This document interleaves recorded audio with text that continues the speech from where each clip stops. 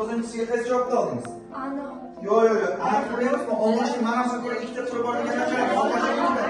Ana degan ko'rsatish olmoshi bor, keyin o'zi degan o'zidagi olmoshi bor, shu degan ko'rsatish olmoshi bor. Bu to'g'rimi? Ikkita ko'rsatish olmoshi bor, bitta o'zidagi olmoshi bor. Ikkita to'g'ri, xato qilib topganmi? Degan to'g'ri olmoshning tuzilishiga ko'ra ikkita tur qo'ygan. Qarang. Degan to'g'ri olmoshning tuzilishiga ko'ra ikkita tur bor. Ikkita turni aytaymi men sizga? Ana degan qo'shma olmosh. Ana bu deb fonetik o'zgarishga uchragan olmosh bitta deb fonetik o'zgarishga uchragan olmosh bitta ana bu.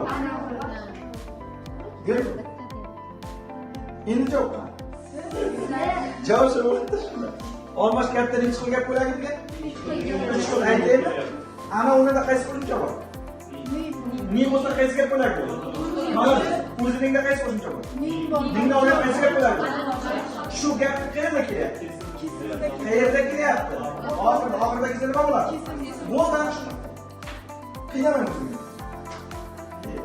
Xato qilib toptirganmi? 2 xil emas, necha xil bo'lishi kerak? 3 xil bo'lsa to'g'ri.